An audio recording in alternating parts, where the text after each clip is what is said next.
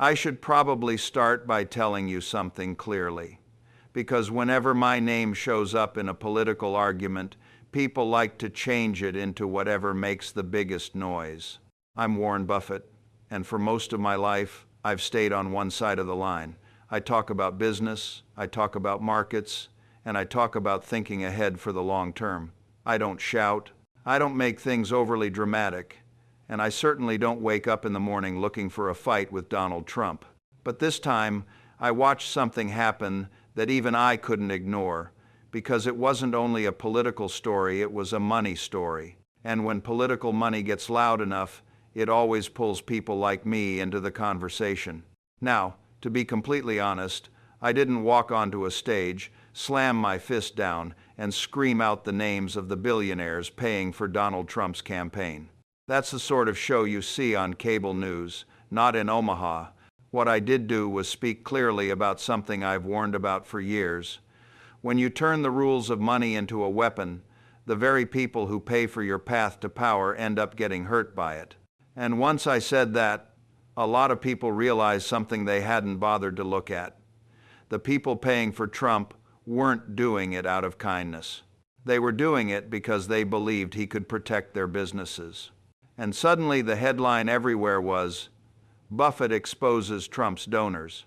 The truth is more complicated, and I'm going to tell you exactly why Trump got angry about it. Before I get into the details, let me tell you the moment I knew trouble was coming. It was a quiet morning in Omaha, the kind where the sun rises slowly and the phones on my desk stay silent just long enough to trick me into thinking I might get a peaceful day. Then my assistant walked in and said, "Mr. Buffett, your comments about the tariff question are everywhere. Reporters say it's causing panic in Trump world." Panic, that's a word I've never cared for. Panic is just lack of knowledge moving quickly. But when it starts affecting people who run campaigns, raise money, and rely on wealthy supporters, well, then it turns political. What I had said, very simply, was that a trade war is a blunt tool. It rewards a few people for a short time, hurts many people right away, and eventually bounces back onto the very people who think they can control it. That comment didn't mention Donald Trump by name, but everyone knew who I meant. I've criticized tariffs for decades, long before he entered politics. But the moment the words left my mouth, reporters and experts began connecting the dots. They realized the biggest losers from the sudden tariff shocks were the very people pouring money into Trump's campaign. It wasn't a partisan attack, it was a math observation. But math, when it embarrasses the wrong people, becomes a political bomb. And here's where things got interesting. I began receiving quiet messages, nothing dramatic, nothing written down, just people whispering that Trump was furious because my remarks put a spotlight on something he didn't want mentioned. The donors who had just watched billions in paper wealth disappear in a matter of hours after one of his policy announcements. These were not small dollar supporters sending $20 from their kitchen table. These were the giants of oil, gas, shipping, steel, and private investing. The people who wanted fewer regulations, drilling rights, and energy control. When markets dropped, their losses were immediate, public, and measurable. And my comments, though mild by my standards, reminded everyone that these losses were tied directly to the gamble they had made by connecting their fortunes to Trump's campaign. You see, the public often assumes billionaires just write checks and move on. But the reality is they watch their investments, including political ones, the same way they watch a major business deal. And they were asking the same question any investor would ask. Why am I losing money when the person I'm supporting promised to make me richer? Some of them believed the chaos would be temporary. Others were scared that backing Trump was becoming a riskier bet than they expected. But the moment I said publicly that trade conflict is a business landmine, it forced the whole world to look at the donor list and ask another question. Who exactly is paying for all of this chaos? Now, let me address something that has been taken out of context repeatedly. People claimed I exposed Donald Trump's donors. What I actually exposed was the money thinking behind their decisions. I talked about energy markets, currency strength, supply chains, and the cost of uncertainty. But because those issues directly affect oil billionaires and high-risk investors, the people writing the biggest checks, the press connected my money warnings with their political contributions. And that, apparently, irritated Trump more than anything. Not because I revealed a secret those donor names are public record, but because my explanation made something painfully clear. Their financial losses weren't accidents. They were consequences. I've spent much of my life trying to understand how people respond to rewards, and the big donors behind Donald Trump responded to one of the oldest rewards in the world, profit. They saw fewer regulations, drilling rights, and tax rules that could save them billions. But they also underestimated something I've said for years: markets hate unpredictability. And very often, their worst losses come not from a tax increase or new regulation, but from big, unpredictable moves made in the name of political theater. When Trump announced another aggressive tariff shift, the market didn't wait for Congress or committees. It punished investors instantly, and those investors were his people. Still, here's the part most folks don't understand. Trump wasn't angry because I criticized his policies. That's something he's heard from me before. He was angry because I made it clear that the donors themselves were making the miscalculation. Calling a policy reckless is one thing. Suggesting the people paying for your campaign are losing money because of you, that's an entirely different level of discomfort. It shakes the confidence of the very foundation you rely on. And the moment donors begin questioning whether their candidate is costing them more than he's protecting them, the cracks start spreading. I'll give you an image that sums it up. Imagine a card table in Las Vegas. A man sits down confident, loud, bragging about how he always beats the house. His friends gather around, throwing chips onto his pile, cheering him on because they believe he's going to double it. Then the dealer flips a card and the whole table gasps. Suddenly, the friends have to face the truth. Their money is tied to someone playing a dangerous game. And when someone like me walks by and says, "The odds are stacked against you here," even if I don't mention the man's name, the whole group starts whispering. The man doesn't get angry at the dealer, he gets angry at me. Now, I've always believed that sunlight is the best cleaner, but in politics, sunlight is also the most unwelcome visitor. When reporters realized my money remarks lined up perfectly with the interests of Harold Hamm, Kelsey Warren, and a handful of other big names funding Trump, they didn't need me to hand them a list. They went digging into FEC filings and discovered the picture for themselves. Their stories painted a portrait of a campaign paid for by large energy donors who had just been slammed by the market downturn caused by Trump's own policy ups and downs. And suddenly, it looked as the headlines framed it like I was the one revealing a secret. In reality, the secret had been hiding in plain sight. But I understand why the story stuck. People want a villain, a revelation, and a hero. And if the story is written correctly, the man calmly explaining basic money rules in Omaha becomes the accidental whistleblower who triggered panic behind closed doors. It's a lot more dramatic than the truth, but drama is the currency politics trades in. And for Donald Trump, the worst part wasn't that I criticized his strategy. It was that my explanation forced the world to look at the scoreboard, and the scoreboard showed losses his donors couldn't ignore. Let me also clear up one last misconception. I'm not rooting against anyone. I'm rooting for stability, for smart economic thinking, for policies that don't rely on shock value to stay relevant. I've lived through nearly every form of political chaos this country has produced. And the one thing I've learned is that noisy politics can sometimes hide a silent financial crisis. The donors backing Trump know this. They're not fools.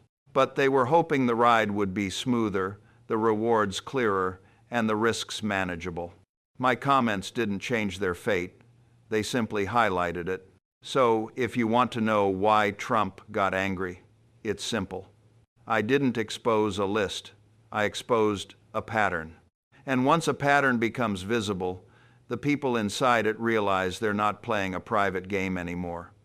The world is watching, the markets are reacting, and the donors are calculating the cost. And nothing makes a politician angrier than the moment his supporters start wondering whether they backed the wrong horse. That's the truth, and we're only just beginning. If you've stayed with me this far, you already understand that I didn't set out to expose anyone.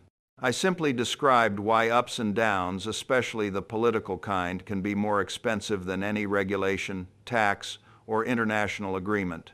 But once those words left my mouth, the reaction became louder than I expected. Suddenly, people who had spent years operating in the shadows of political fundraising were being dragged into the open. Not because I named them, but because my explanation forced journalists and experts to follow the financial trail. And once they followed it, the truth sat there like an uninvited guest at a dinner party. A few days after my comments spread, someone close to one of Donald Trump's wealthiest supporters called my office.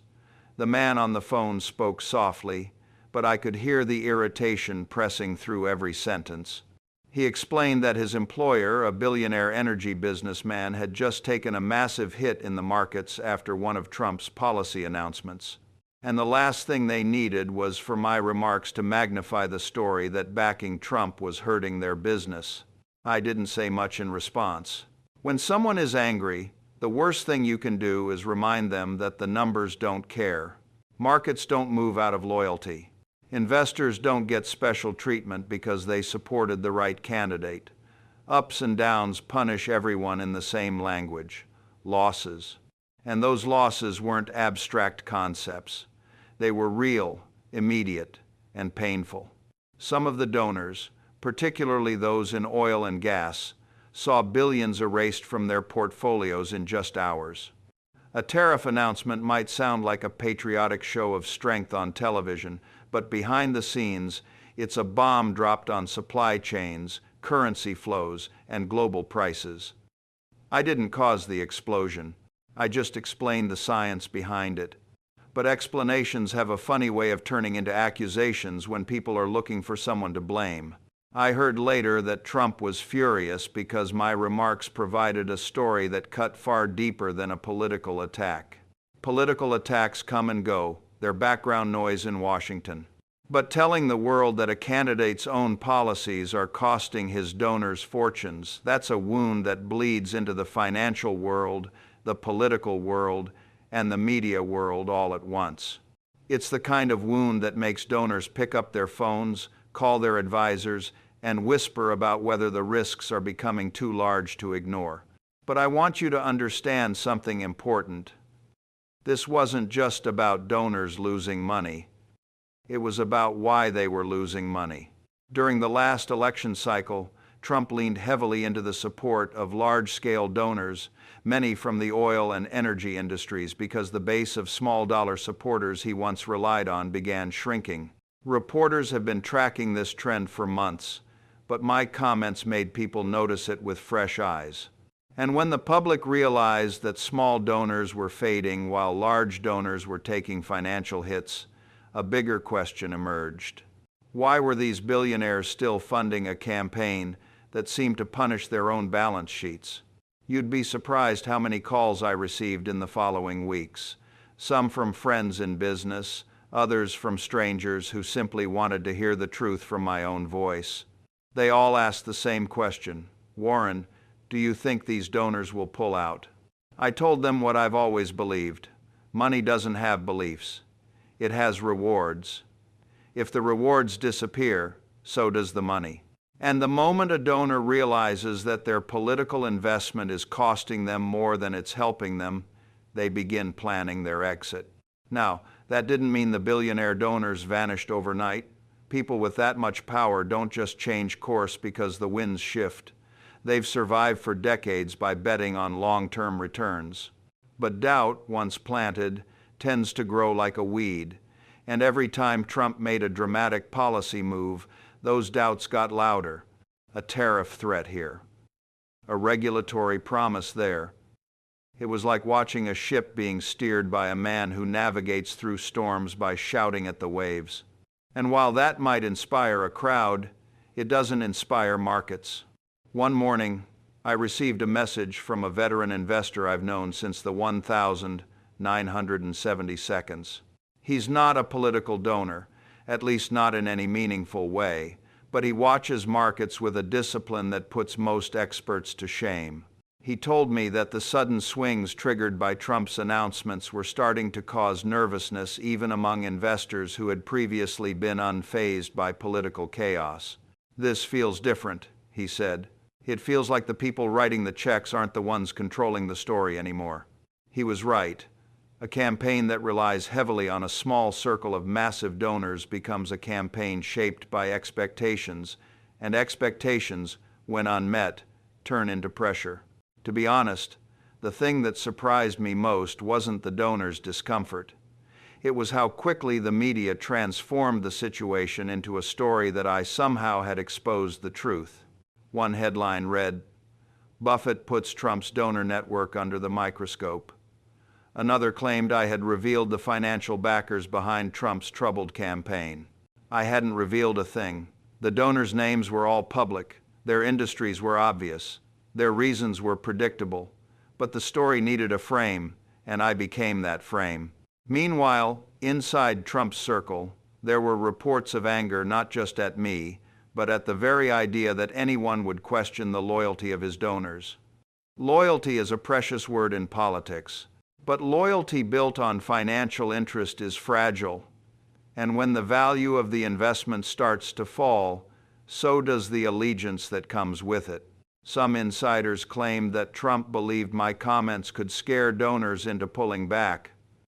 Others said he feared it would feed the story that his campaign was unstable. I don't know which explanation is correct, but I know this. The more a politician depends on large donors, the more vulnerable he becomes to the idea that those donors might reconsider. I kept quiet for a while, not because I felt guilty, but because I understood the size of the pressure building behind the scenes. Political campaigns operate on momentum, financial, logical, and emotional. The moment momentum cracks, everything becomes difficult.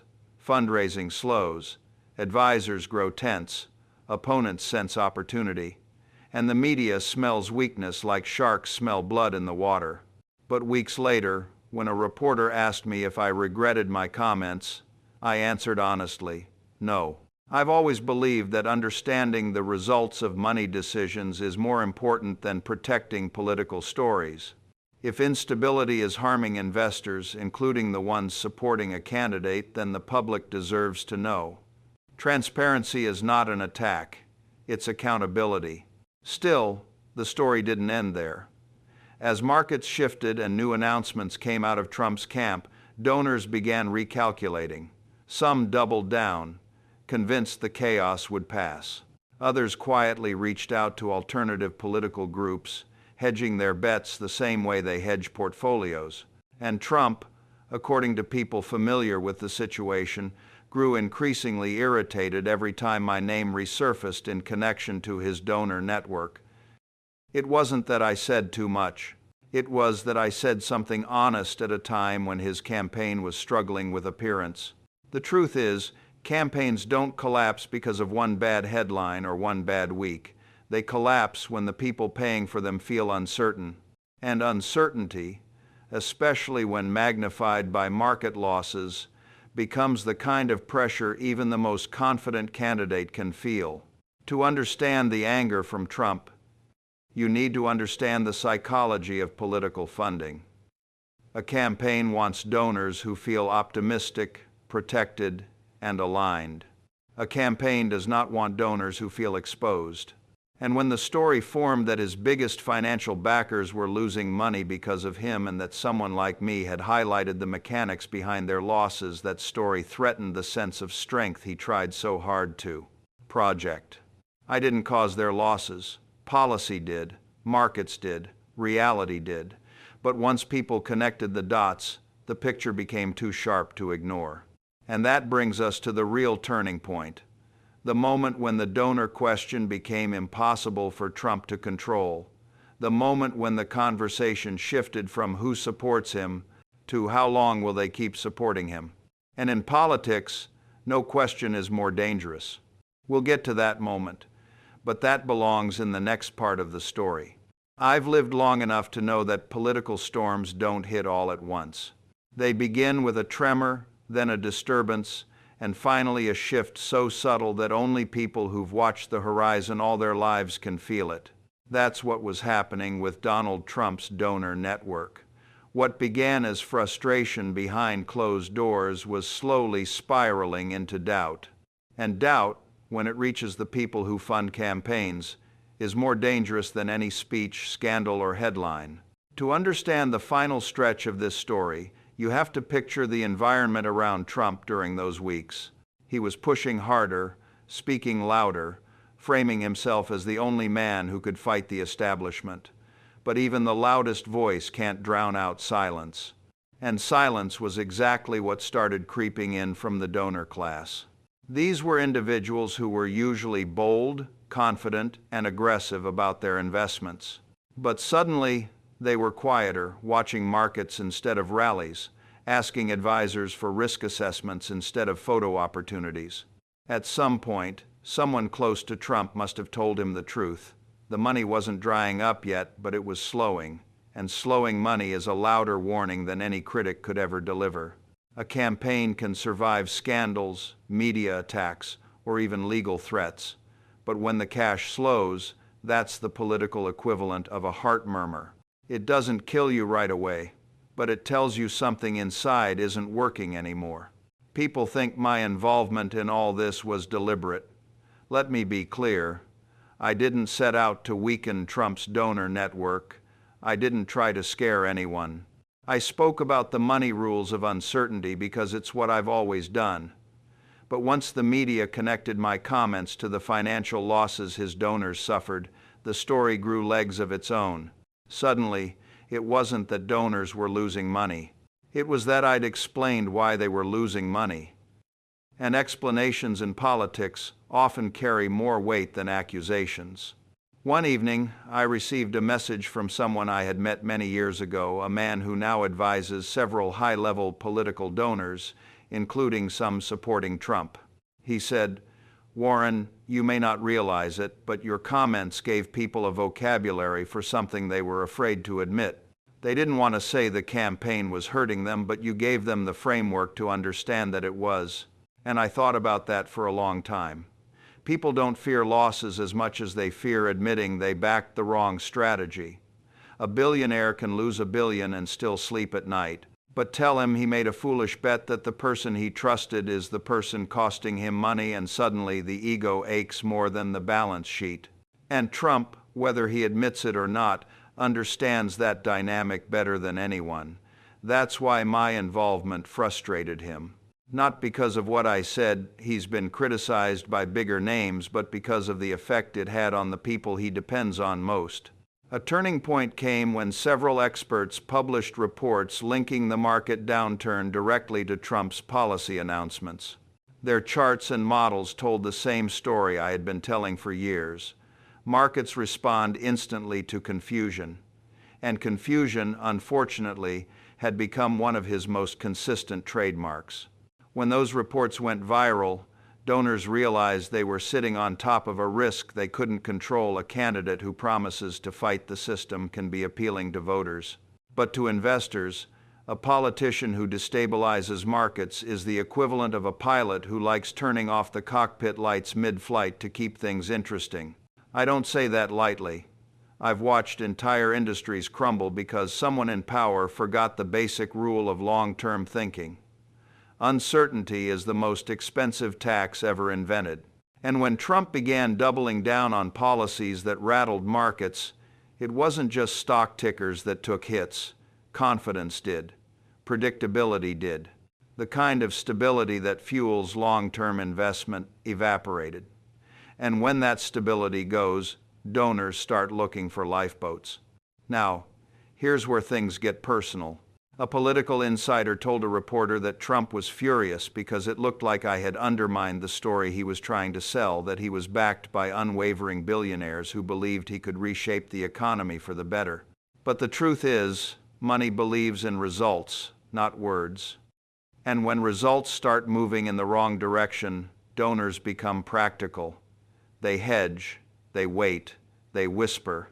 Around that same time, I was asked during a financial interview if I thought the billionaire donor model was sustainable for Trump. I answered honestly, a campaign built on a small group of wealthy, high-risk supporters is like a skyscraper built on a single pillar. It looks impressive from the outside, but the structure is dangerously reliant on the strength of that pillar. And if the weight becomes too much, the entire building can tilt. That comment didn't make Trump any happier. Behind the scenes, advisors began scheduling emergency conversations, reassuring donors, calming them down, and promising stability. But stability can't be promised. It must be demonstrated.